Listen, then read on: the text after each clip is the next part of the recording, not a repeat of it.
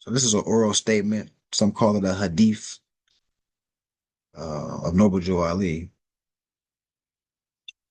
and it vibrated with me. And the reason it vibrated with me is the time period, talking about 1914, and the way he's speaking,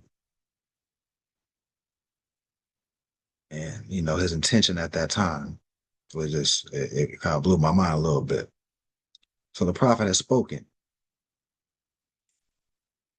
All governors and grand sheiks and heads, officials that guide anybody of Moors, of any temple of Moor, Science Temple of America.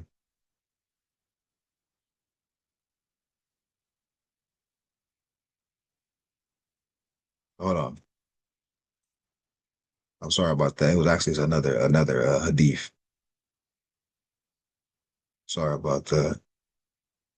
I forgot my computer reloaded.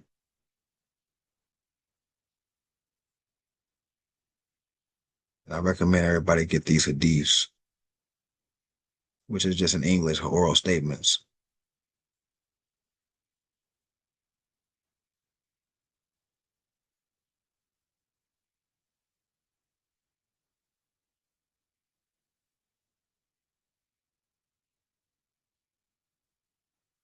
If I don't find it fast enough, I'm gonna come back to it towards the end of my other demonstrations. As you can see in the sub captions, oh, there's some heat up in here. The prophet had a bunch of oral statements that are principle based and showed he was his civic intention in the morality that he kept stressing. That is imperative as we organize, is imperative. And just to have these things in your mind. Oh, there we go. Found it. Never mind. Take that back. We'll get into that right now. So one of the hadiths is, what shall we call him? And the prophet's measure on this was profound for me.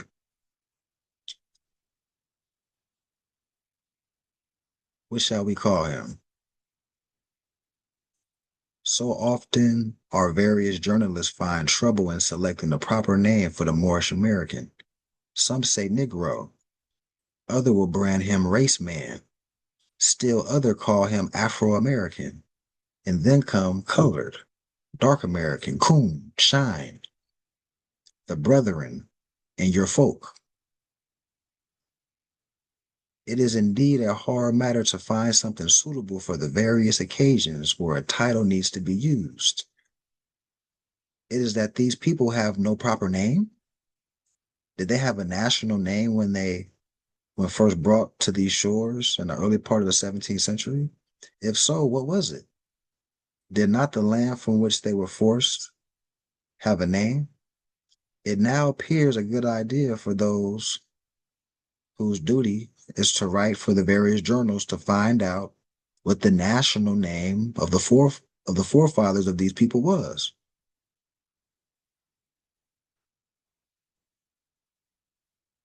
Also look into the history of the founders of civilization and see who they were and where they stood on the building of the present civilization.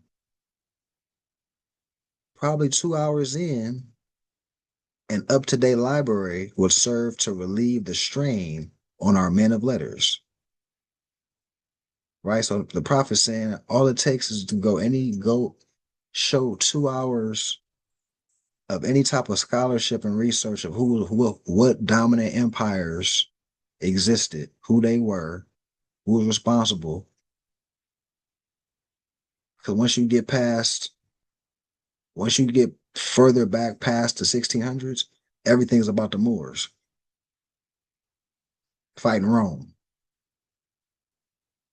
what they did for civilization, empire, sultanates.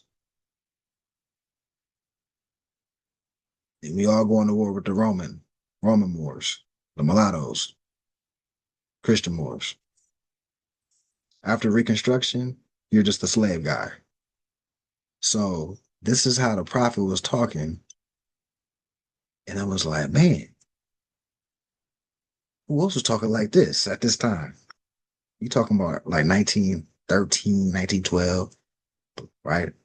Black Wall Street and all this stuff was still erected. It wasn't bombed yet. There was no federal paper money, everything gold, silver, or gold, silver backed negotiable instruments that you would draw out that represent your estate. And if you had an estate, that means you understood trust law. So the mentality of the people was a little different back then. But at the same time, the prophet was talking to our people that thought they were black, Negro, and colored at the same time.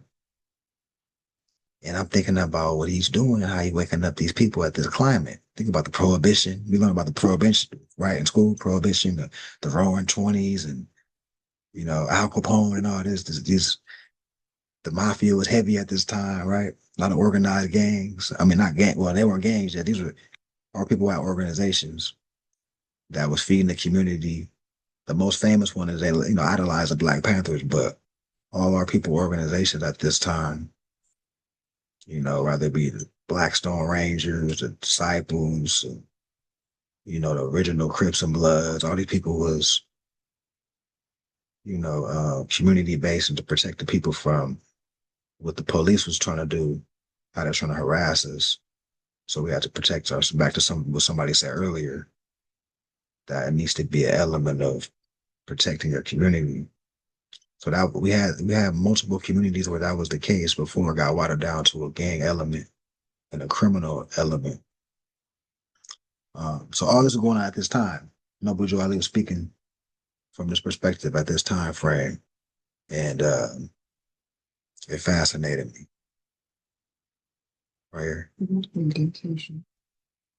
When the occasion presents itself for a title of these people, the matters of the various names given to these 22 million people with all colors of every race of the globe was an act of European psychology. They gave him a name, then defined it as something inferior to theirs. Quote unquote white, they define as a color of purity. Quote unquote black, they say represents everything evil. The quote unquote Negro, as they were called in this nation, have no nation to which they might look with pride. Their history starts with the close of the Civil War, or more properly, with his being forced to serve someone else. Thus, he's separated from the illustrious history of his forefathers, who were the founders of the first civilization of the old world. This matter should be looked into with a hope of correcting it. He talking to journalists, talking about correcting the narrative of our people. It's deeper than you're the slave guy. We have an illustrious culture. Journalists, get that correct. You're putting a false narrative. This how the prophet politicking. This what I'm talking about. So often our various journalists find trouble in selecting the proper name for the Moorish Americans. Some say Negro, so that's how you pop it off. So what this number 9, Hadith number 9 in the oral statements, title, what shall we call him? So, that inspired me to know that he had so much conviction about the duty, the divine duty that he was carrying out. He corrected journalists in 1913, 14, 15, his tenure 1912 to 1928 was the peak of his work. So this is missionary work that Prophet was on. Any thoughts on that before I continue to the next slide? Any comments, statements?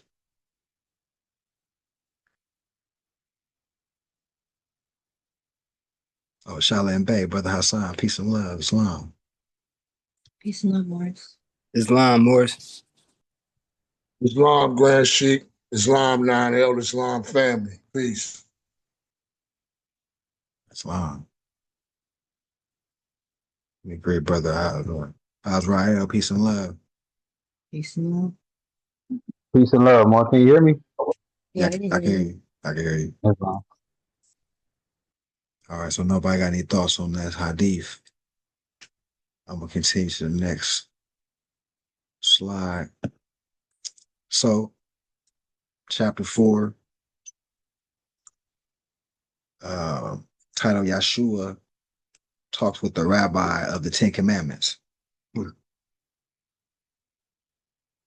Once again, this is the Silent Brotherhood of the East. Depending on what type of Circle 7 Qurans you have, it's all inclusive. This will follow the Circle 7. Some it's a separate book in its entirety. All right. Now, Rabbi Barshia of Nazareth and Yahshua, the son of Yusuf and Mary, met. The rabbi was aid in teaching the son. And keep in mind that Yahshua is dealing with rabbis. He's sometimes referenced as a rabbi or Rabboni. And keep all these weeks in your mind. We talked about Jew. We talked about the Jew from a lot of different angles. We talked about Jew being, when we looked up Jew, we go back in his ancient tongue to Yehudi, which is also known as Thoth. So the philosophies are Hermetic philosophies and principles. And mastering those principles or exercising them on the earth plane while you're having a human experience, you will be considered a Jew in that sense. So Yahshua was a Jew, practiced Yehudi principles. 7 Hermetic principles was where he was at with it. We know what it got best represented to and got reduced to today with the state of Israel and the Jews and all that. They getting burnt in ovens by Hitler. That's new. That's a new concept, a new space. All right, just to put that up there. All right, so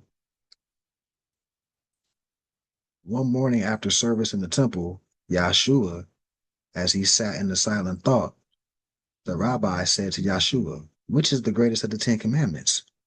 And Yahshua said, "I do not see the greatest of the 10 commandments. I see a gold cord that runs through all the 10 commandments that bind them fast and makes them one. This cord is love, and it belongs to every word of all the 10 commandments. If one is full of love, he does not need commands of any kind." And Rabbi Barachia said, "Your words are seasoned with the salt of wisdom. That is from above. Who is the teacher who has opened up this truth to you?" And Yahshua said, "I do not know a teacher. I do not know any teacher open this truth for me.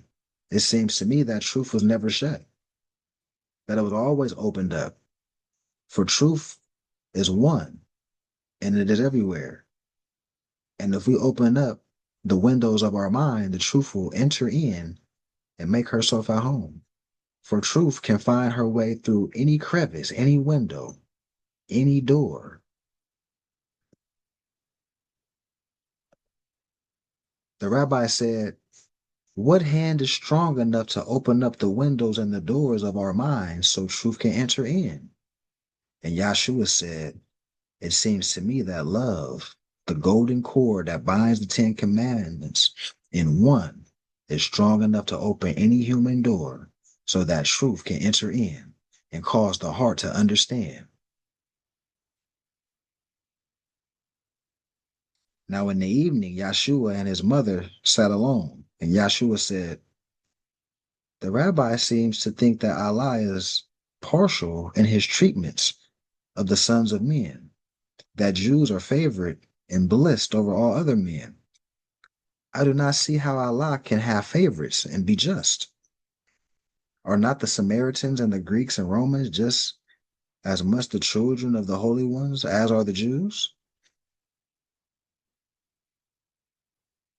And when I read this, when I first was reading this, I'm thinking about, all the Moors that kept the creed and some of the Moors that turned Roman.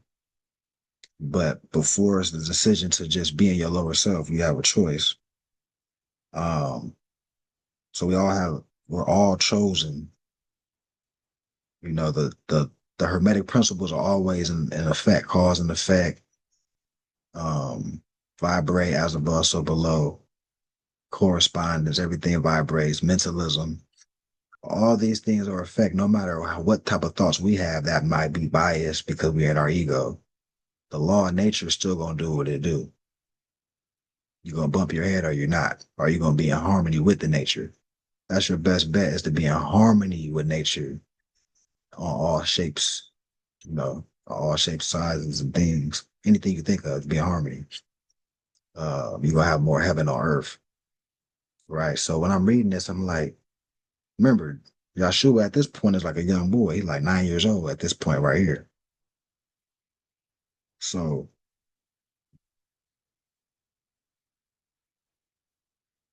where we at? Number 14. I think the Jews have built a wall about themselves and that they see nothing on the other side of it. Do they not know that the flowers are blooming over there? That sowing time belongs to anyone but the Jews?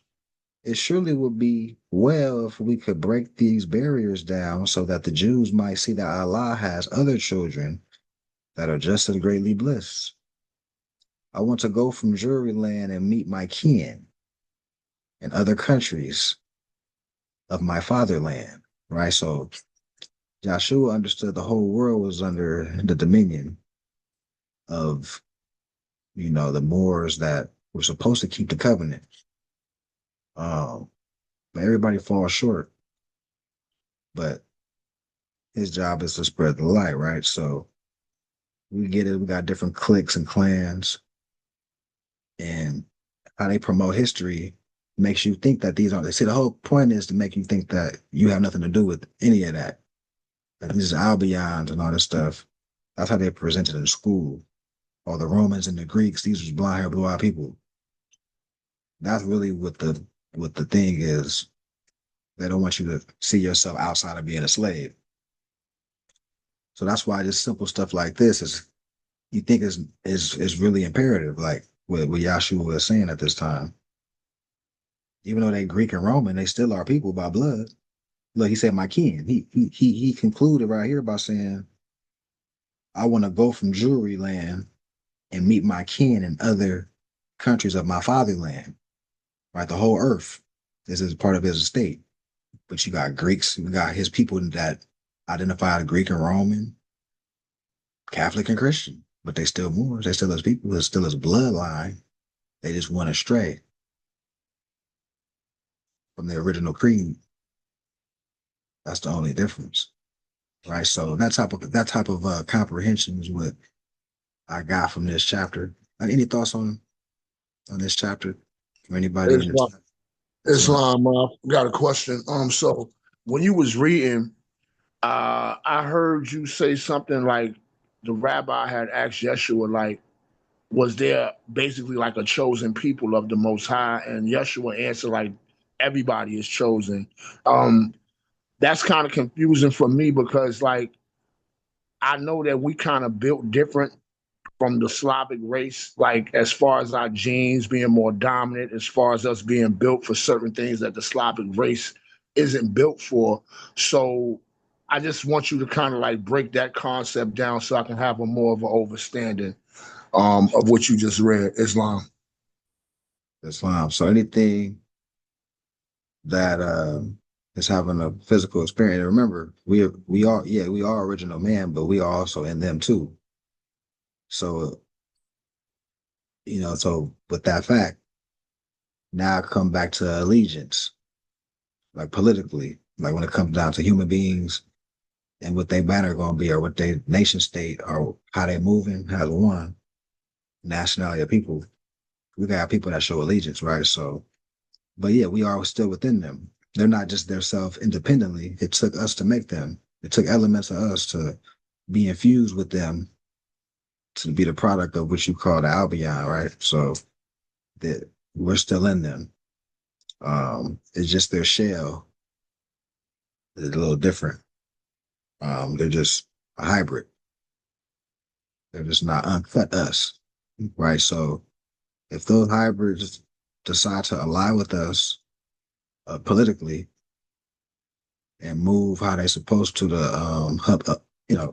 uplift what we're doing, then that's that. Because actually, that's what was going on. The Romans was actually the mulattoes. The people that was going to war with us was just the sons or daughter, or their sons, because our people was mating with the Slav. That's what was happening. We were having sex with the harem, and based on that, you got the mulattoes that end up turning Roman because they didn't like the way their moms were being treated. They say their dads in the fly palaces, but their mom being treated like peasants and secondhand, you know, servants and all that. So, um, we're dealing with people that are mixed now, right? But they're still us. So it's the same principle of what I'm getting at. Is everything on this planet having a physical experience has an origin of Moorish blood, I guess is a good way to say it. Everything moving. And humans, human wise. Yeah, yeah, how you feel about that, son?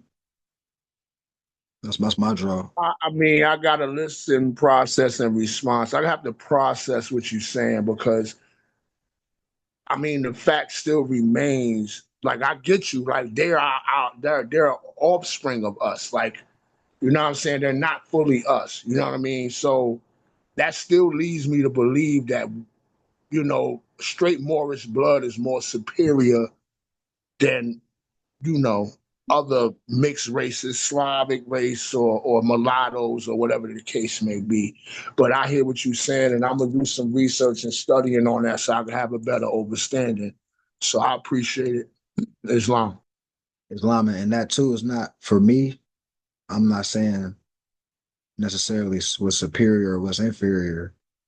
It's more about the chosen, his position of saying, these are all my kin, and everybody's chosen to do what?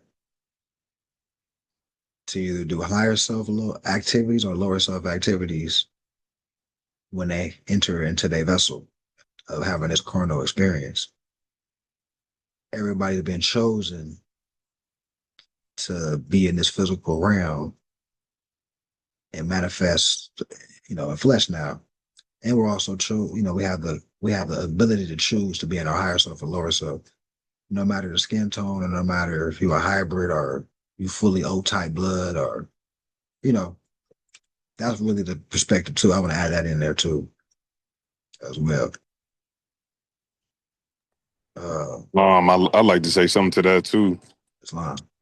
I think we also want to keep in mind that with like the Hermetic philosophies and the Hermetic principles, is that it's dealing with the temple, which is the body of man. And all of us have a spirit.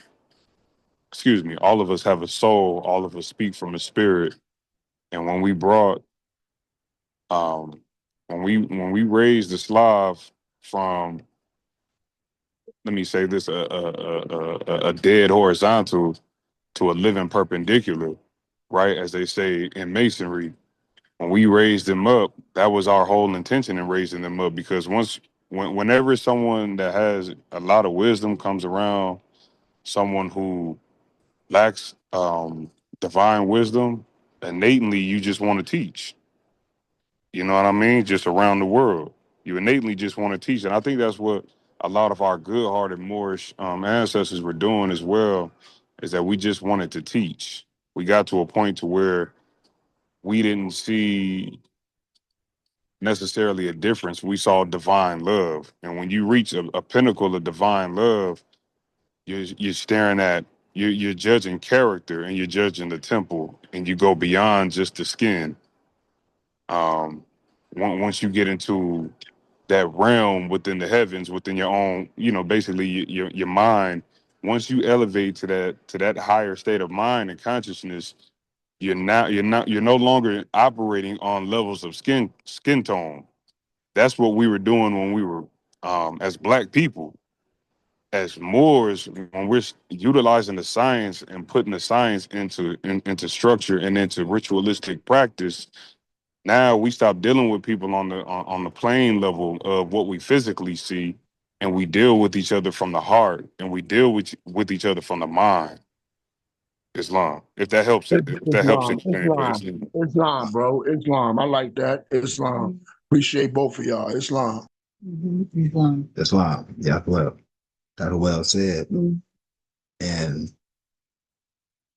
that's more of an adept level, which is just exercising the principles, you'll come to these measures too. You'll come to these conclusions. So that's beautiful. And that's what this is about. The community, Yeah. Now, what the brother just said, I just got a light bulb. Now I understand, I overstand when you say we trying to unite humanity. Because for a long time I was like, how can this not be part of my speech right now? How could this not be like a pro-black movement when the whole basis is everything that was hidden from copper tone people? So wow, that was dope. Like what he just said answered that question, and you and him answered the other first previous question. Islam. All right. It's all right. Any other thoughts on this space? Anybody in the chat? I have something to say. Or Islam? I remember, what was it? We were watching Malcolm X. It was on Netflix, Yeah. right? And then it just, a little scene came up when he had went to go do his journey, right? And how he was going to pray, and the brother had invited him to go pray, but he was a different color skin tone. But he was like, "But you're my family. Like, why? We could pray together, right?" So he was the other brother was coming from a divine like love space, but because Malcolm X was in North America and without everything going on, the skin tone games and all that, he started to finally understand after being there for like, I don't know how long he was there for, but to understand like that concept. So I just, a movie scene had popped up, or the show had popped up in my mind when we were talking about this space. I just wanted to share that. Yeah. Thank you. Islam. Benjamin Bay, I think you had something. Oh yeah, I'd just like to go from the angle of showing that we all are Moors technically because we came through the waters of mother's womb. The pale ones are just like amalgamated Moors. So from the angle of love, we all have a belly button and we all share that divine cord of life, which is the holy breath. You know what I mean? So yeah, we are quote unquote inferior by our pigmentation and things of that nature, but on a bare level, we all came from mother. Despite your pigmentation. So we all are Moors on Earth. You know what I mean? So that's like a love all, and they were like more than copper tone Moors in the temple in Noble Drew Ali's day. So Noble Drew Ali did say this is not only for Moors, everybody needs justice. So technically every Moor on Earth that came through mother deserved justice. But I yield. Islam. Islam. Yeah, levels to this. You got the black Negro color tagged people. That's in North America. And the reason they think that because their history is suppressed. And then you got Moors that are, in different parts of the, South America, the islands, Cambodia, Vietnam, Hindustan. Now we get into the greater empire and back to the one-on-ones. The reason Noble Drew Ali is reminding us what our Moorish leaders were called, and he's saying sultan. He's letting you know that's where it's at.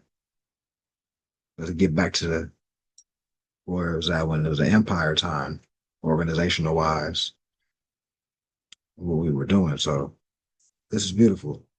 Any other thoughts on this space before we continue to the next slide?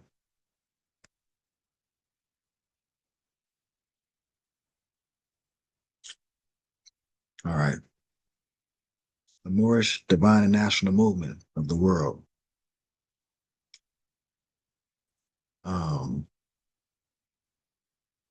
There's a couple transitions during Noble Drew Ali's tenure. The first organization, Old Canaanite Temple, then Moorish Holy Temple of Science, then incorporated under Moorish Science Temple of America. All this was done in the span between 1913 and 1928. Noble Drew Ali is a modern-day redeemer and restorer. He established the Moorish movement in North America, which has been publicly operative since 1913. This movement was founded to facilitate, to support, and to help in his great missionary program of uplifting fallen humanity, and to bring the Moors, his people, back into constitutional fold of government. Much emphasis was put upon securing the divine rights and the birthrights of the fallen Moors of northwestern Mexico, North America. There are certain indispensable features about the organizational structure of the Moorish Science Temples of America. No, Moorish temples in the Americas, which must always be preserved by the heads of all temples for the purpose of maintaining functional integrity, progress, stability, economic security, and for the effective application and maintenance of the civics and religious organizations holding true to the uplifting cause. Noble Jew Ali reestablished the de jure proper person and national civic and political forum for reparations of the nation to be recognized by the legitimate national and international laws of the nations of the earth. Therefore, nationality cards of identification and passports were issued to those citizens or / members of the Moorish Divine and National Movement.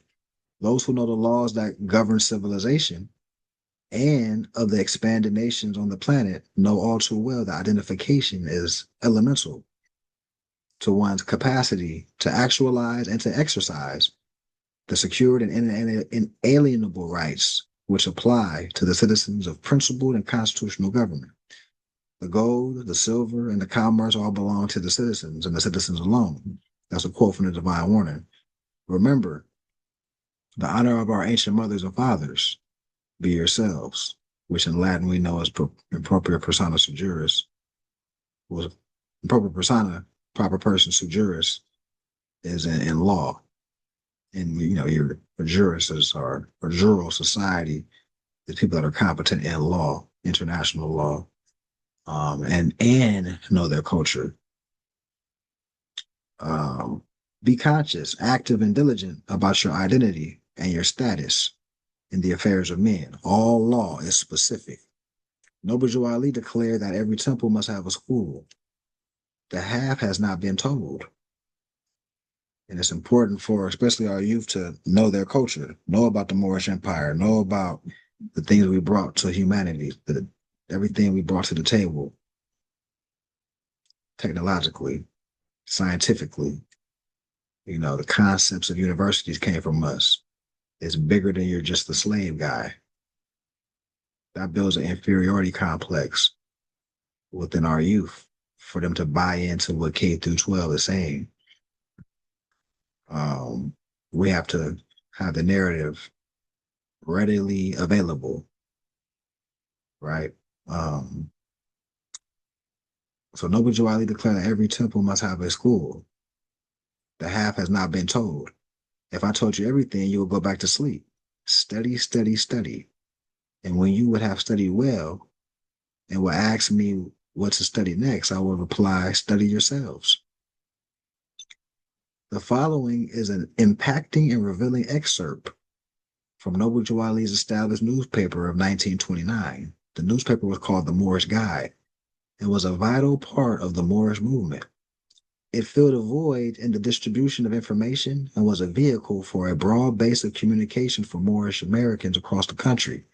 It also allowed and gave the general public an opportunity to read and to analyze with a true perspective of what the Moorish movement was and is all about.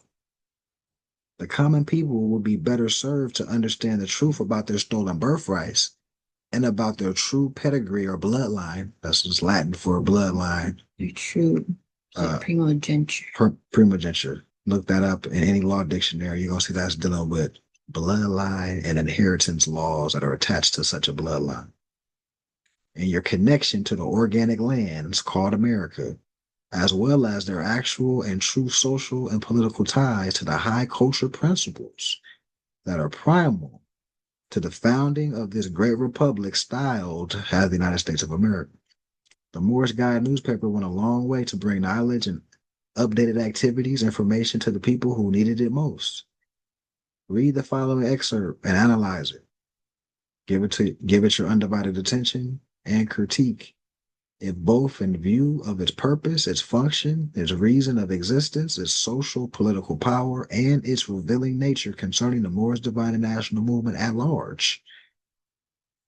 Many disingenuous people do not want the Moorish Guide to remain in the public's eye because its inevitable success and development would expose them, as well as tell the truth about the Moorish movement, which has usually been misrepresented to the public. So here's an example of an excerpt from the Moorish Guy newspaper.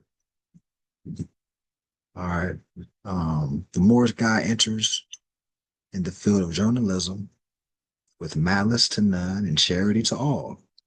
It is not our purpose to disregard the work of other splendid journals. It is not our purpose to fail to give due attention and space to all American citizens, individuals, and organizations alike who are working in their chosen field of endeavor for progress and development of all American citizens and all American institutions. We hope to cooperate with them in the intensive and grueling battle for universal justice.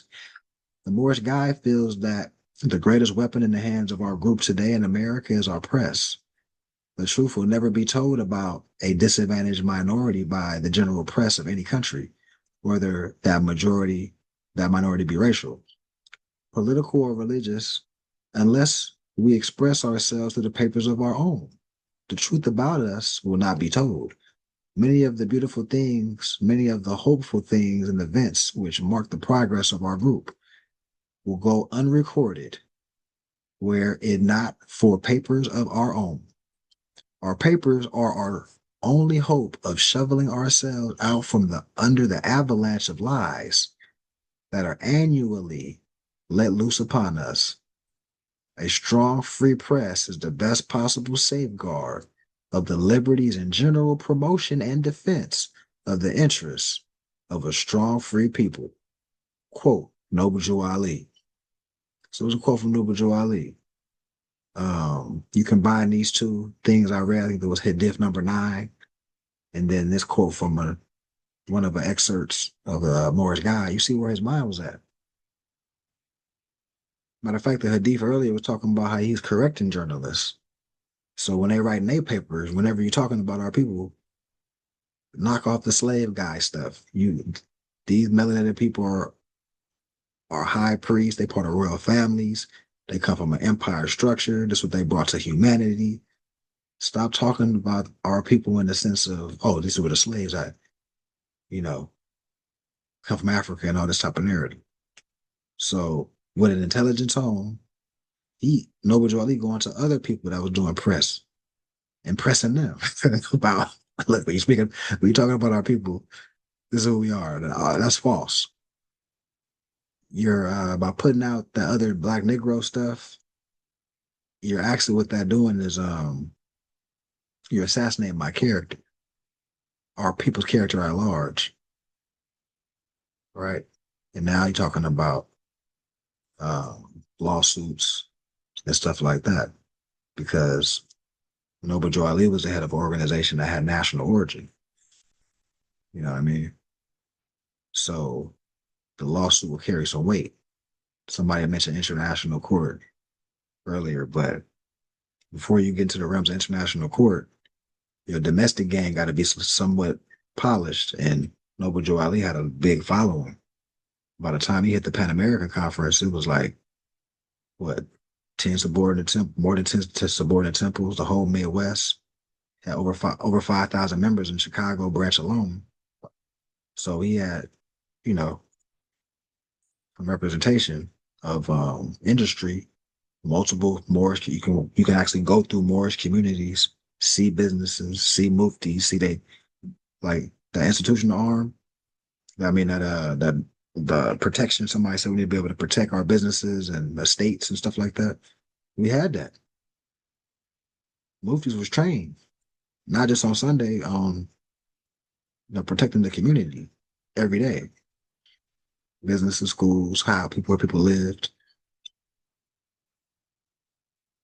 The Secret Service was the Muftis. That was the Secret Service for the Moors. The Muftis. Same concept. Same concept.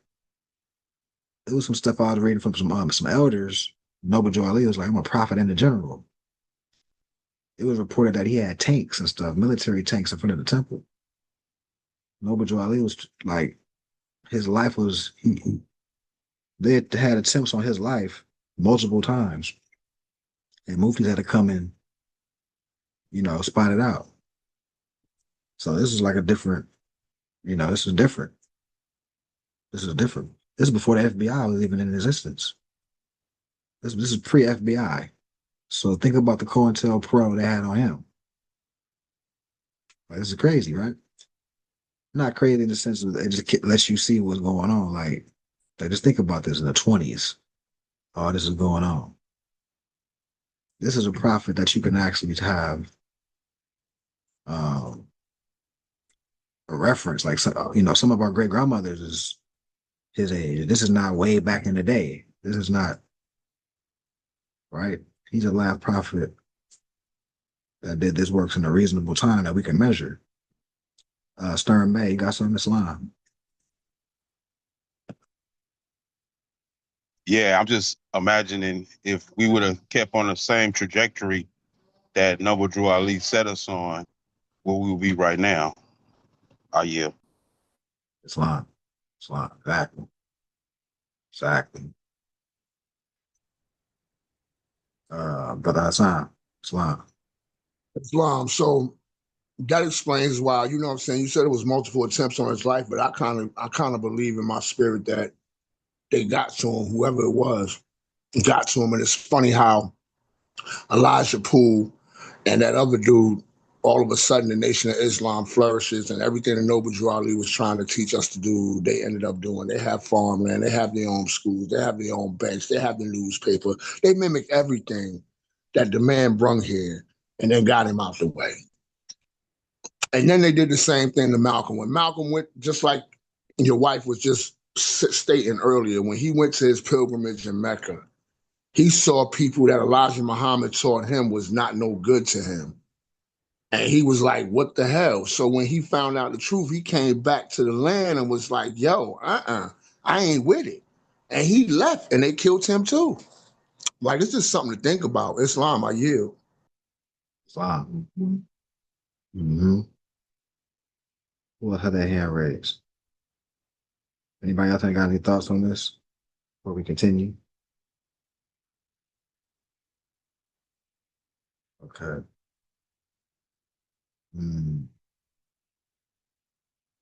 She redeems. She redeems. Women are the first nurturers, producing and raising both male and female, who are destined to govern society. A nation of people cannot rise higher than this woman. And all this is back to the Muftis and back to the Noble Drew Ali. Where'd he come from? He came from a woman. He was raised a certain way. Right? Man, woman, child. The basics before we even get to any of this nation building stuff. Will the children rule the world? All individuals are mortal, and the destiny of the world, the ruling and the being ruled, is all in the hands of the children. Those who rule today were the children of yesterday and will be dust tomorrow. This is the law of human life. It means that a mother is the holiest thing alive. The history is made in the nursery. That the bringing up of children is the noblest, the purest, and the most necessary work of the world, and the most difficult, just because the human being is so wonderful and complicated in the nature of his mind and his body. Start my Bay. You got something? Yeah, when you're speaking of the children, it made me think how our children are basically at a disadvantage because they don't have the degree of nationality. When you understand what nationality actually is, which is the mindset of those belonging to a nation, meaning it's a certain esteem that people have that they know they got the backing of their nation. Our children are at a disadvantage because they don't have that concept in their minds. I yield. Wow.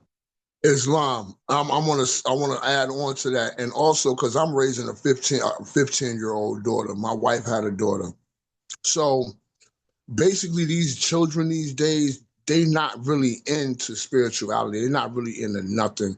That technology has worn their minds out. All they want is their phone. You take a child's phone, preteen, teenager, they act like you shot them 8 times and they're laying there on the ground. I mean, like they act like their life is over. They can't do nothing. They're so bored. It's really messed up. It's the technology because now the teachers don't teach. Everything is on a laptop. When I went to school, the teacher actually teach. You actually had to write your problems down and do your fractions on a piece of paper with a number 2 pencil. Now they don't even teach the kids cursive. These kids can't even sign their name legally, bro. You know what I'm saying? So it's real rough out here. And I yield.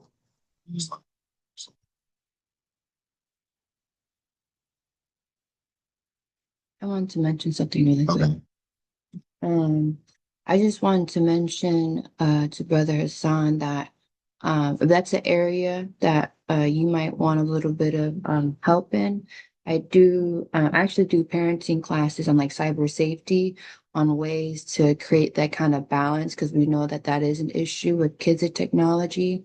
How do you find a balance and then how do you protect them from the technology, right? So if you wanted some information on, some pointers, if that's like an issue that's going on, just let me know. And I could send some things over to kind of, see if it helps. Yeah, Islam.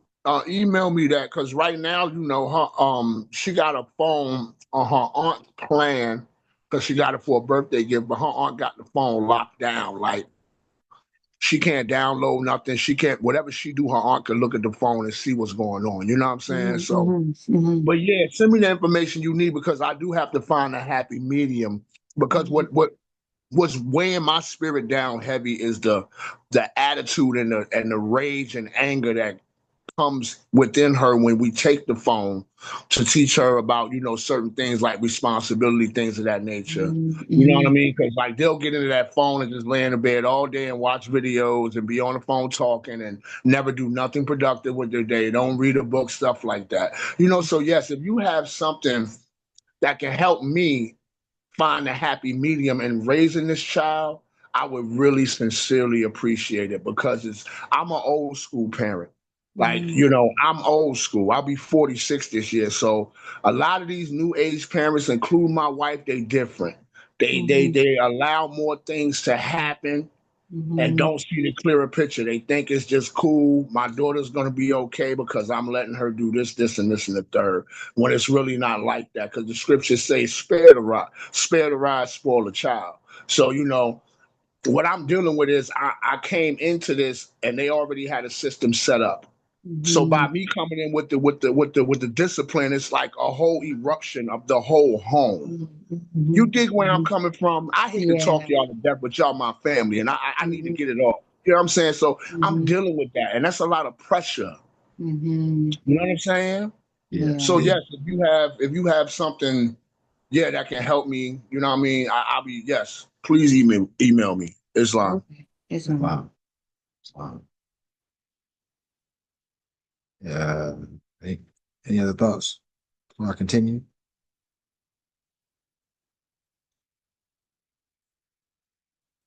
I recognized through observance and experience that this would be a good time to write a booklet based on the responsibilities of the woman, both spiritual and physical, in connection with the raising of children, particularly male children in the Western Hemisphere.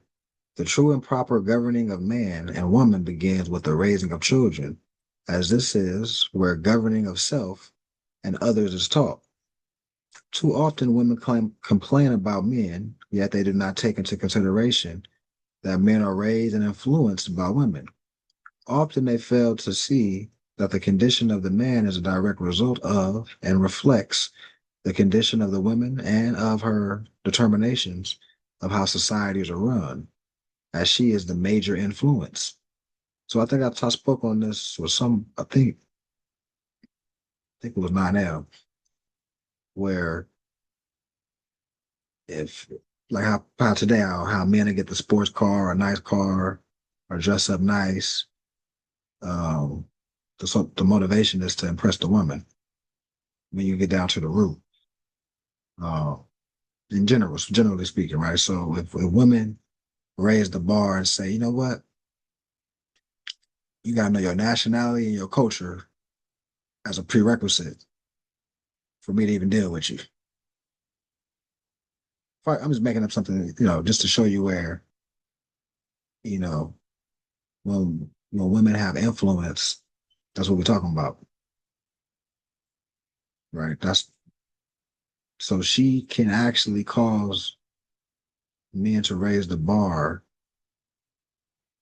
in their cultural life and conduct and organize in such a way to uplift the community economically, politically, spiritually, morally. And women as a whole just say, you know what, this is how we rocking. Even though that's not gonna happen overnight, I get that. But this is to let you have you thinking, like, just to think a little bit. Women have a lot of influence, Mhm. right? So think about this.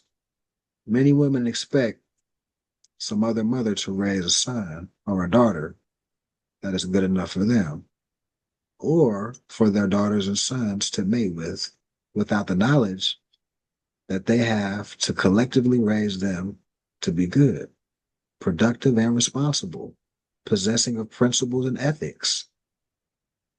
This certainly involves culture and cultivation. The womb is the first school. We are all taught through the womb, whether we are conscious of it or not. This is where the teachings begin. Therefore, by natural mandate and order, it is necessary for women to be aware and prepared to receive and impart innate knowledge to their sons and daughters in the womb. This is a true aspect of prenatal care. When you think of anything in the physical, you must think about its origin. Thought is the seed, origin of all matter. Before anything can be manifested in the physical plane, it takes root in the spiritual plane, utilizing the ethers and in rhythm with ebb and flow energies of life, the rhythm of life. All thoughts, all things have an origin, an atom, the soul of the matter. Matter, the element in the universe that undergoes formation and alteration, the formless substratum of all things which exists only potentially, and upon which form acts to produce reality. Since women bring life into form from the spiritual to the physical, they need to be aware of what they are bringing in. And that's I what, want to add something to that. all right, you got something to say? I do. So I think it is true, right? The woman is a big influence, especially that's the first school for the children before they actually go out into life. But I think it was Cal and someone else that brought up a good point that there's things that are going on within our society, such as like sexual abuse and things like that, that affects a woman's mind, right? If it's coming from her own family or someone that was within the culture, right? Because they're saying that it involves culture and cultivation. So it is true that the woman has influence, but what was her influence before she started to have children, right? How was she raised? What happened within her lifetime that would affect generations to come? Because we know in this society today, everything's very sexualized. And with sexual assault and things like that, that's why it's very sexualized. Women get very promiscuous after that at a very young age. When you get sexualized that young, that's how the how do you say the word? Promiscuity? Yeah. Yeah. That's how that starts to happen. And then it's kind of like a back and forth. And then with the men, there's porn addiction, things like that. So we have these outside forces that are intentionally creating this kind of dynamic between men and women. And then that's why we're having these issues, right? But I think it comes to really getting into the higher self, right? Because that's where all the healing comes in. That's where all this knowledge and information of like, okay, how do I get past that? Because in reality, we all have traumas and things that we go through, but we have to heal to get past that kind of trauma to even get to this part of influence when you start to bring life in. Right. So I guess I just want to kind of put a scope on that, that it's very easy to say, but we also have to deal with the reality of how life is at this moment and what's really going on in the world. So I yield. I just want to say that piece. Yeah, Islam. Islam. James Conway Bay. Yeah, you gave the example of about the car, and then I was also it came to thought of something happened in Chicago. Example where the ladies in Chicago, the young so-called black women in Chicago, to stop a lot of the violence, the shooting, they withheld intercourse with the young men, and that was one of the things that they had came together as one, and for a certain amount of time, they had a lot of the killings to gun violence to stop for a certain amount of time.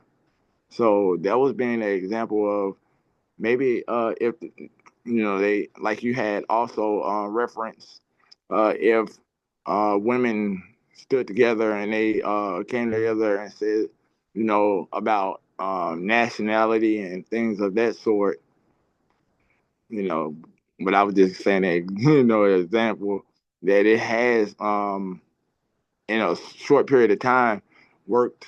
So if we implicated that a lot more about nationality, um, young ladies, they could probably do a lot of good rather than bad. Islam. Islam. Mhm. Islam. Any other thoughts on the space before we continue? Islam. Islam.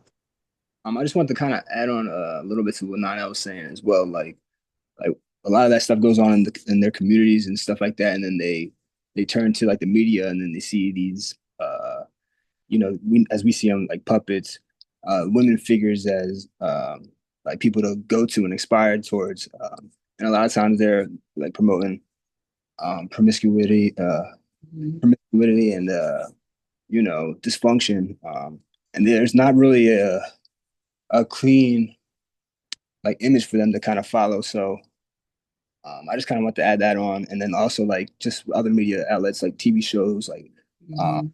Real Housewives of Atlanta, all these examples like of what the the like industry or the elites are trying to like push towards these women to be like, and so it's like a heavy attack on them. So Mhm. yeah, I just want to add that in. I yield.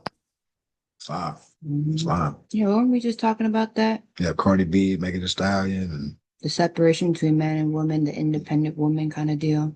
yeah, that narrative get pushed through the music, and different imageries, and different movies and sitcoms and stuff. So yeah, we under attack, Spiritually. spiritually, cognitively, psychologically, we under attack. So that's why it's imperative that the 144,000, quote unquote, that are trending towards the space and understand, the old time demonstration, and we can influence. Well, we first need to demonstrate with each other something tangible, and then help our cause with our ambassador work, you know. But Is- all right, Islam, huh? Islam. I want to add on to that. Like, so basically, I'm starting to feel like it's safe to say, like, for a female, if you're going to go out there and find you a partner, it should be someone that's in the Moorish paradigm, and also for a male. Because let's be clear, like all of us on this chat, we trying to strive for perfection in a different way, elevating our spirituality and stuff. But we can be dating somebody that's still of the world and don't really read, don't really research nothing, don't really do none of the stuff that we're trying to do or working towards doing, whatever the case everybody's personal situation is, Islam. But it's like it's harder for you to try to convert a person where this is all they know and ain't nothing clicked yet than to find somebody who's already in that type of lifestyle or some type of spiritual lifestyle, regardless. I think you would be more compatible with that person. I'm just speaking from personal experience because I'm married, but my wife don't really do this type of stuff. She read my book that I got, When Rocks Cry Out, you know what I'm saying? She read that, but that was it. Like, she don't be on those Zooms with me and all of that. And like, she don't be really studying law and stuff like that. Like, when the thing happened with her car, because I'm in the Moorish paradigm, which made my mind go in and hone in and get the information I needed in a blink of an eye really quick, because I needed it quick. And it happened. That's because I was in the Moorish paradigm. If I was a worldly man, like I'm trying to steer away from, bro, I wouldn't even have the knowledge to even look that stuff up. I would have just been like, damn, they took my money. What am I gonna do? You see what I'm saying? Like, I don't know. I mean, I just wanted to add that, man. Islam. Islam. Yeah, you ahead of the game to a degree in certain aspects, and yeah, just keep trying to get perfected so we can be, a better asset to each other, asset to yourself, right? Just right through diligence and just studying law, he was able to, look up some stuff, fact check some people. But the average person might have just been like, "Oh, I'm gonna chalk it up as a loss," right? So, all right. So bringing in souls. Souls are the seeds of the cosmic mother. In order for a soul to enter the physical plane, it must take on a physical form or matter. The form is the body, which is built in the womb in the course of 9 months from conception to birth. The body or physical form is a temple of the soul of man, or Solomon's temple. Solomon's temple is not spooky or mysterious, nor is it possessed of dogmatic pseudo-religion. However, due to the great lack of general knowledge, many have believed it is. From now on, when you hear Solomon's temple, know that it refers to your physical body, which houses the soul. When a woman is pregnant, her stomach, by way of the stretching of the uteral muscle, creates a perfect arc. This is the ark of the covenant. The covenant is the agreement to bring the souls into physical form. Women have an awesome responsibility. When you hear talk of the grand architect that built Solomon's temple in the darkness with no tools and no sound, you now know, if you didn't before, that they are speaking of you, made and born of your mother, the grand architect. Loss of this simple knowledge is a result of an intervention or diversion visited upon the woman. This intervention, diversion happened on the surface, but created an altering of the mind on a deep unconscious level, which caused women, for the most part, to disconnect with their innate responsibilities, which are in harmony with nature, i.e., the development of beings. This is an obvious function for women and only women to recreate or reproduce herself. Only she does that. No one else, nothing else. She is the womb of the universe. All beings come to life through the womb, just as Yeshua did. The invention, diversion goes way back in history, and it repeats itself as it is perpetual. It will keep repeating itself unless and until we break the chain. As a result of the diversion or intervention, she became a victim of herself, lost in her own duties and expecting of someone else, her sons, to do the job. She forgot that she was the matriarch and began looking outside of herself for God, wherein she adopted idol God worship. Render unto Caesar that which is Caesar's means to give the idol God worship of the Roman European back to them. What happened to the matriarch? The universe always has been and always will be matriarchal by nature. We were forced into patriarchal dogmatic society as a destructive product of the intervention, diversion, or the Crusades. The forceful purpose of the Crusades was to destroy the matriarch and introduce a patriarchal system, which took not too many generations to fulfill. They created, without a doubt, Christianity out of the political order of Christendom and forced the belief system, out of which you have a people tagged as the believers of today. Although belief is necessary to teach the initiates or the children, it is also necessary that one graduates into the knowledge of knowing. That's where you get Gnostic. The patriarchal system is out of the order which nature and does not possess logic or common sense.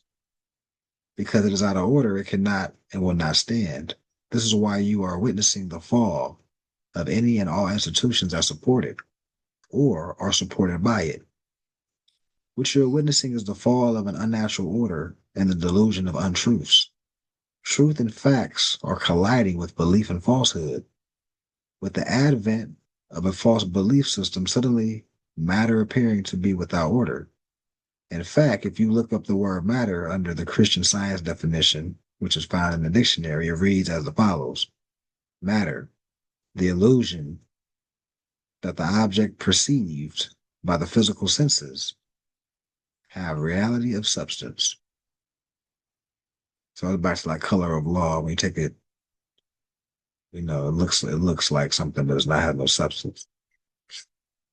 The intervention, and diversions of the matriarchal society started long ago, as far back as the Punic Wars, the Wars of the Phoenicians, which merged into the Christian Crusades, the Battle of Tours or Poitiers, one of the most decisive world wars with Charles Martel, aka Charles the Hammer, leading the Crusades. So now, all these wars, I recommend like looking them up, and y'all looking at the timeline.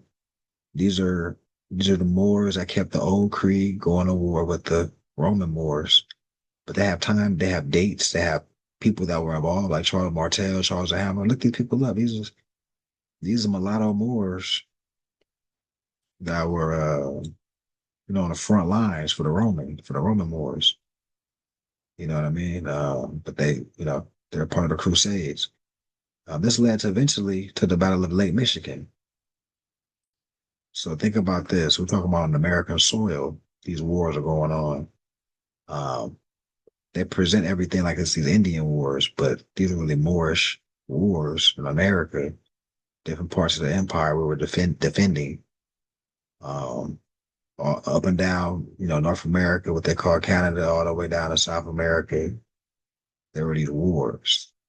And typically we beefing with the Romans, the French, British. No, all that's Roman, but you got subdivisions, English, French, Dutch, of these people we want to war with in America later in the game. All right, so Lake Michigan and the Spanish American War. Then there was the French Revolution, which inspired the American Revolution. And out of the American Revolution came the Daughters of the American Revolution. Now, that's where you get DAR, or DAR, which is these women Masonic orders. When people get their citizenship in North America, when they want to become U.S. citizens, they have to study the DAR manual. And they get if they're not from America, they're going to get a whole microwave version of all the history that we get taught here in North America, K through 12. Melanated people, the African American that got shipped here, Christopher Columbus, real microwave history, U.S. history, right? So the DAR taught their sons from the womb to have a psychological superior position over your sons, over the world for that matter. The daughters of the mothers of the American Revolution revolted against the society. As they were, they made sure their sons were taught in the womb and came out of the womb with this authoritative demeanor. The sons founded the Ku Klux Klan, Knights of Columbus, various Masonic orders, i.e., the Tall Cedars of Lebanon, Shriners, etc. Lastly, there was the Civil War, one of the final nails in the coffin of the matriarchal society, or of natural living and natural nature people. So it's a slow decline from going from a time matriarchal. We got Queen Khalifa, or a Khalifa in general. We talking about women administration of government. Khaled, you got something, Islam? Islam, yeah. I don't know if you pointed this out,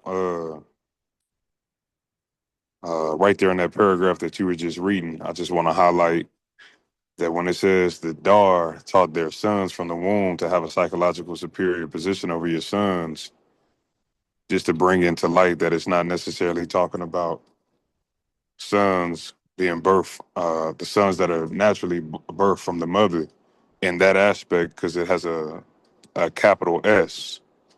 They're talking about the Gnostic Muslims or the high priest. So when it says the Dar taught their sons, they're talking about of a communication of uh, uh, the DAR communicating to the sons, the those in the light, those in the consciousness and the supreme wisdom. Because then you see down below it says those daughters or mothers of the American Revolution revolted against the society as it were and made sure their sons were taught in the womb. Then it gets to talking about the physical reality of sons being birthed through the womb of the mother. I don't know if anybody had caught that or touched on it, but I just wanted to point that out, that it's talking about two different sons. Yeah. So, because in the Masonic order, like once a Mason reaches the 33rd degree and is a Shriner, you consider as a Muslim son. Mhm. Mhm. Islam. Islam. Awesome. I didn't know that. Oh yeah, yeah. I'm glad you brought that up. I understood that, but that is a great point. That is different degrees of that expression, and he pretty much summarized it very well. So if y'all didn't know that, now y'all know. Right. Yeah. Also, they put they Bible aside and give them a Quran. Mm-hmm. Islam. Right. Same comparison as when they do the big G and the little G for God. Yep. So yeah, when people from the East come over here and get their citizenship test, they're gonna take a DAR manual. Right. So continued destruction of the matriarch. Further destruction of the psyche of the matriarch mother was when she witnessed the mutilation and murder of her babies, her sons, daughters, and her men. She was traumatized by the sight of the womb being cut open and babies dropping on the ground. She was traumatized when they tied each limb of her man's sons to different horses and sent them on different directions. She was traumatized into disconnecting with her babies, as she knew they would be taken away and sold on the auction block. She has always been the target. This is the basis of the modern psychological state of the woman. She is still in shock. And while in that state, she has sold out herself and her babies to the very system that enslaves her and her babies. She must be first, she must first be awakened and get back in touch with her knowledge of self so she may put things back in order, teach from the womb again, and redeem humanity. It is the woman who has fallen. However, man has no other choice but to fall if she has. He diligently tried to take up the charge. He held ground fiercely with the brute determination to carry out the quest of the mother. She and only she has the ability to bring and teach souls to a higher vibration. Of course, she must be in a higher consciousness herself first. Unfortunately, when she went to sleep, so did he. She stopped teaching him from the womb and sent him into the world unequipped. Hence, a people cannot rise higher than this woman. The woman, where is she today? What is she doing? Women are the ones behind the scenes running institutions, organizations, and associations. She makes all of them work: churches, hospitals, jails, synagogues, temples, schools, organizations, associations, office, satellite office, home office, central office, branch office, etc. Without her support, these institutions will not run. If she has all of this power, and she does, why isn't she cognizant of her own womb power, her own womb power? Why isn't it clear to her that she produces the men and women of society? It is up to her how society is governed. Although she may not be conscious of this, governing principles are taught as children are being raised. Of course, by her failing to do so, she has become the complainer of the very thing she is ultimately in control of. Organizations are put in place to deal with the symptoms of her problem, but not the problem. The women fund and or support those various organizations that are set up to keep her womb enslaved. Or question rather. If she had self-knowledge, she would not continue to support that which is enslaving her and her babies. By doing so, she works against herself. Some of these organizations may have good intentions, however, as dictated in nature, no one raises children better than the mother who brought them here. Mothers have to be more responsible. We have an abundance of mothers who are bringing souls in and not being responsible. These souls have an agenda as well. All that lives wants to live. They come from the door with the struggle to free themselves from the constraints and the already set up institutionalized slavery system, which is designated to have been locked up for most of their life. If not by physical lockup, certainly mentally. Parents must be aware of the conditions they bring their children into and what they are passing on to their children. Most parents don't or won't educate their own children, mainly because the children are looking for some facts and not beliefs, and the parents have not done enough studies of their own to possess correct information for their children. This type of activity is in great part responsible for the children becoming walking time bombs who take out their aggressions on society, as they are a product of society, aren't they? For those of us who blame their condition on slavery and opposition but cannot put a finger on it, cannot put their finger on it, the fact is that slavery is now institutionalized. Upon that recognition, know that the slaveholders are comfortable to see these conditions as it makes their stronghold stronger. So who is really the subjugated ones? The parents or the children, or both? As the condition of the parent, especially the mother, perpetuates the condition of the children, and thus the society. Yet we talk about the condition of the children as if it is disconnected from us as a whole. When children are dying younger and younger, it is a sign of the extinction. So this was a passage from a book called She Redeems.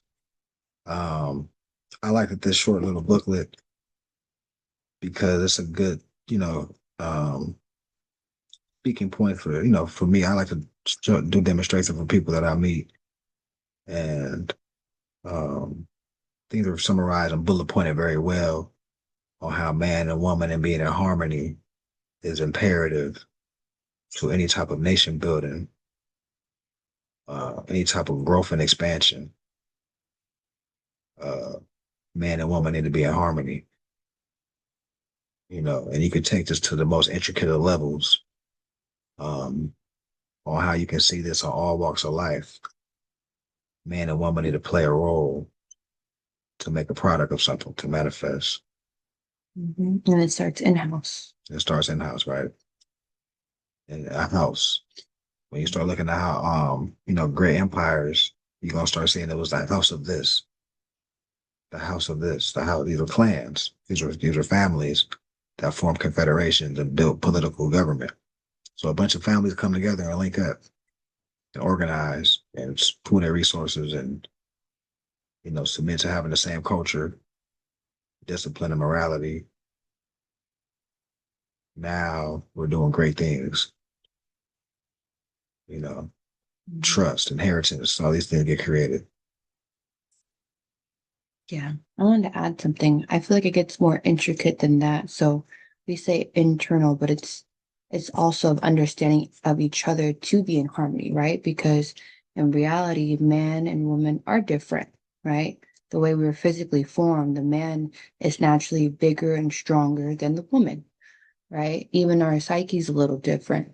So to be in harmony means to understand each other on that level, understanding the man and the man understanding the woman. So that way, that's where the communication comes in, right? Because you're not communicating, you're not building that trust. You're not building that trust, you're not building the empire, the family to be harmonious, right? So it's very intricate in the relationship between man and woman. Like we said today, how society is and how there's like an intentional split between man and woman, and woman hating on the man and all this kind of stuff being put out there, and she's independent, doesn't need a man. But it's really understanding that when a woman gets pregnant, she's in a very vulnerable spot. She does need to have a man around that can carry all the heavy stuff when she can't, right? That's something that they're not putting out in the music like that, right? Because they're talking to women that probably haven't given birth, or that the younger crowd, right? So I guess I just wanted to put that out there, that it's very intricate, and it's a covenant, right? But understanding those principles when we get into that space. Thank you. Islam. Islam. Any other thoughts on this space for our transition?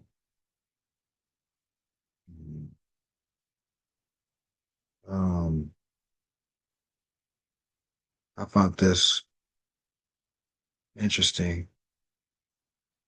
This is from the foundation of science and technology and civilization.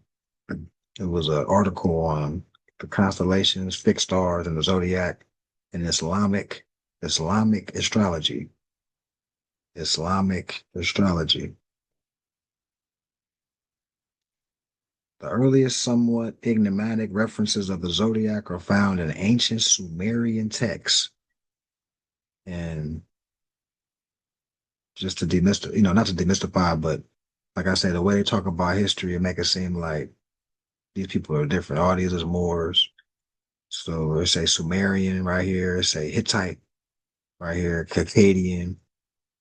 So just because I'm recording this and I'm gonna show this to somebody later, when we talk about Sumerian, you can just go to Mesopotamia, Sumerian Fez. You're gonna see the Sumerians have feathers on. They were the Moors. So I want to throw that out there, put that on the record before we continue, so we can make sense of this and just understand. Just because they're throwing out different people, civilizations at different time period, these are just different Moors. When we talk about the Hittites, we can reference the Circle Seven. Chapter 45. Noble Joe at least speaks on the Hittites. Still part of the ancient Canaanites, right? Moab, the Moabites. These are all Asiatics. These are just all Moors, different clans and different time periods. All right, so now that I lay the foundation, I'm gonna keep reading. All right, so the earliest somewhat enigmatic references to the zodiac are found in ancient Sumerian or Moorish texts. These were followed by far more systematic accounts of Akkadian, Elamian, and Hittite from the second millennium BC onwards. In later centuries, we find the signs of the zodiac being named and subdivisions began to appear. Astronomers in the Mesopotamia region, and we just looked at Mesopotamia, Sumerian, everybody was phased up over there, regarded the celestial bodies as divinities that influence events on Earth, and believed that the zodiac or constellation was ruled by a god. From this, it was concluded that the gods under those signs, they were born and shared their characteristics, influenced people. The most specific information about the supposed influence of the signs of the zodiac on people is found in the Jewish Hebrew literature, whose roots lay in Mesopotamia, and in particular in the traditions of Assyria. So when you're looking at things like this that aren't necessarily like Moorish in a sense, but it is, but you kind of got to extract it. I like doing this, it's called cross-referencing. I like doing this for the common people because I always have an ambassador hat of how I'm trying to make the Moorish paradigm make sense for the people, especially they may be from parts of the earth where this is their direct ancestors. They've heard of Mesopotamia, they've heard of Mesopotamia, they heard of the Sumerians. They might be from Iran, they might be from somewhere over there, uh, Syria or something like that, Lebanon, etc. Right? And this is an international movement. So notice also how they said Jewish. That and remember put all these weeks together. Last week, the week before, when we're talking about Yehudi, we're talking about the seven hermetic principles. We're talking about ruling planets. We're talking about signs and how they affect man character. I mean, impulses, their vantage point, their inspirations is all based on these energies from the ruling planets. So that type of as above, so below, understanding promoted peace. So we're talking about ancient Islam. We got into zodiac. That is understanding yourself to that degree is Islam. That's what the promotion of peace, self mastery, to ultimately be in the realm of peace with yourself and the community around you. Um, so this is old time religion, understanding nature's law and how you as a human being can utilize that to maintain peace and have something tangible, productive to manifest using these things. So keep in mind the title, one of the aspects of this title was Islamic astronomy. So we're dealing with the heavens, we're dealing with as above, so below. How's the heavens, and how does the heavens influence man? And understanding that, that's ancient Islam, that's old time religion,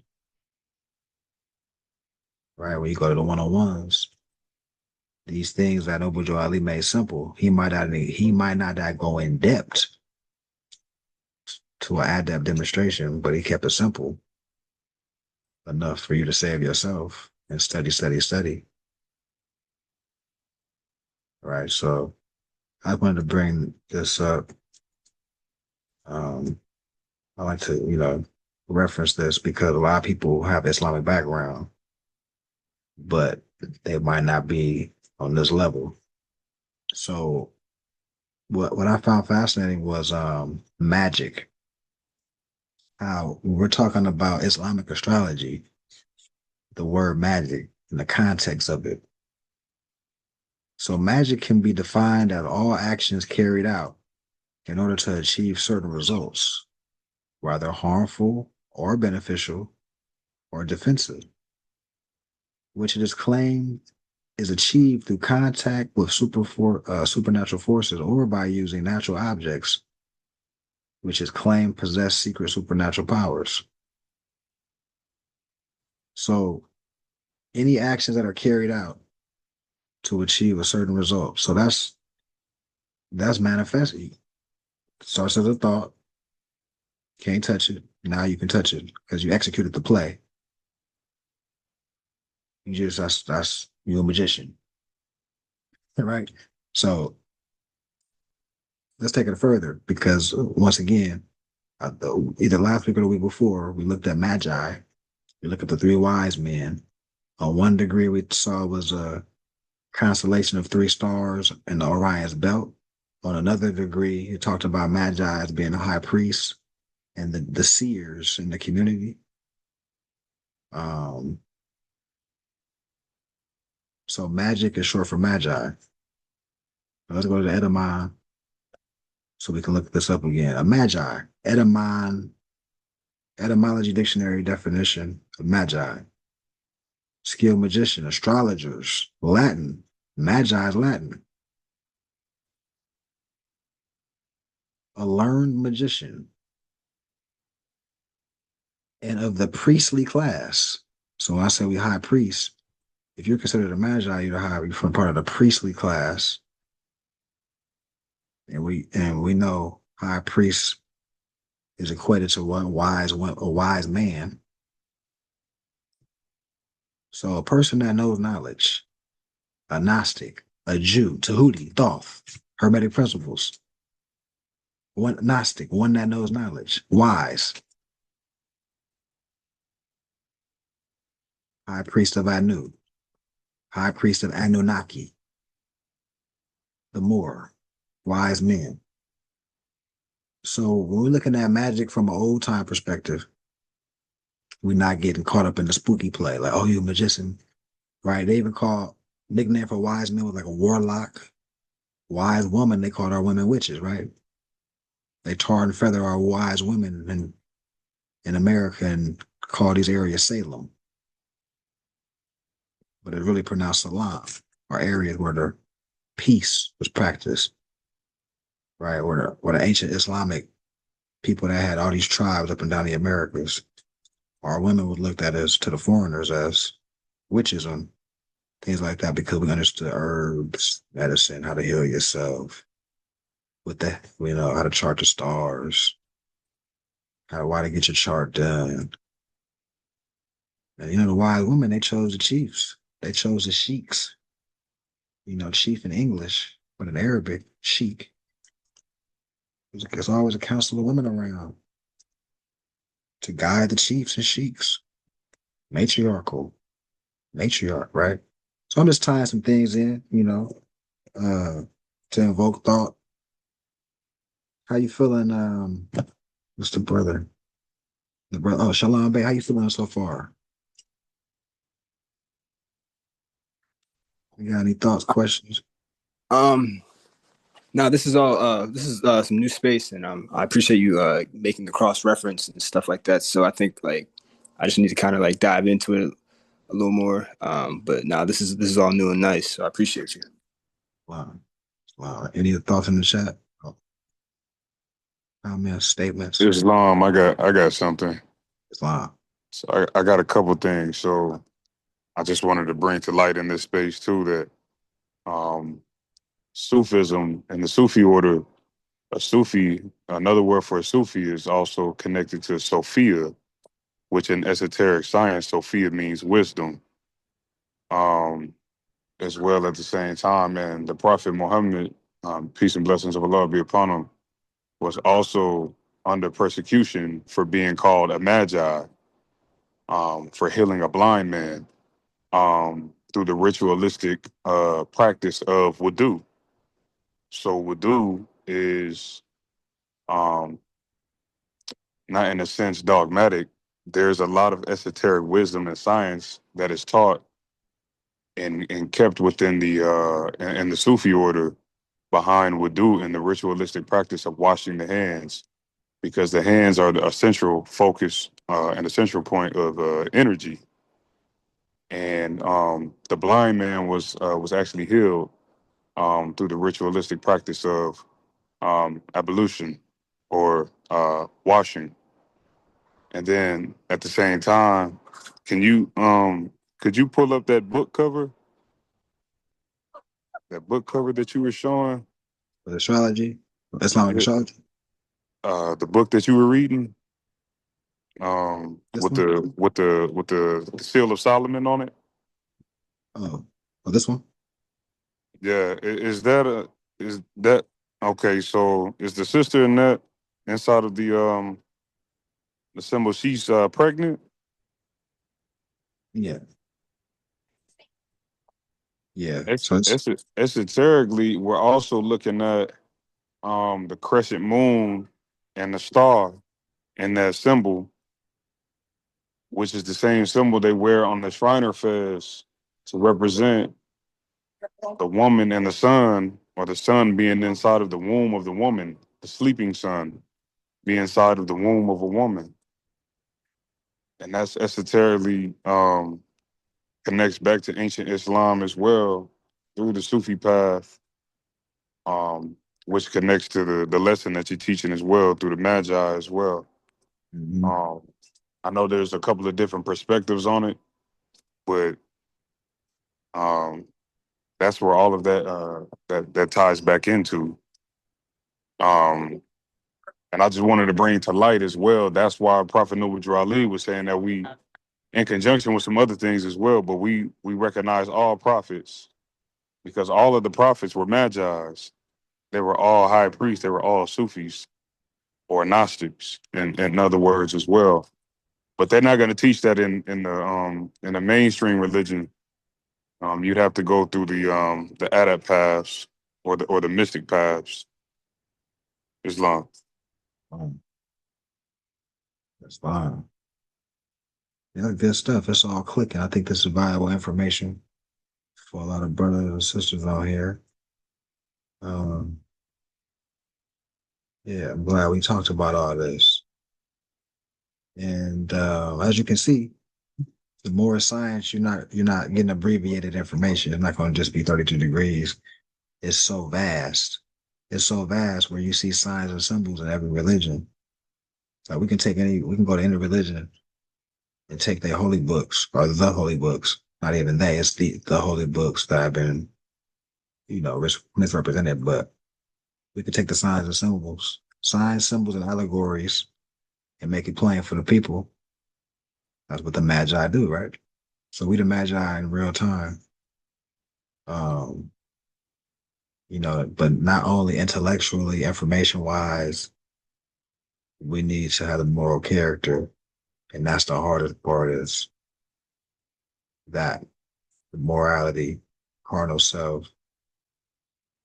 So once that's at a higher self level, and then we know information, intellectual, like I say, being in this vocation trade that I'm in, we actually building houses, we're building structures from first we did the demolition. Then we built the floor. Then we made the cuts for the wood.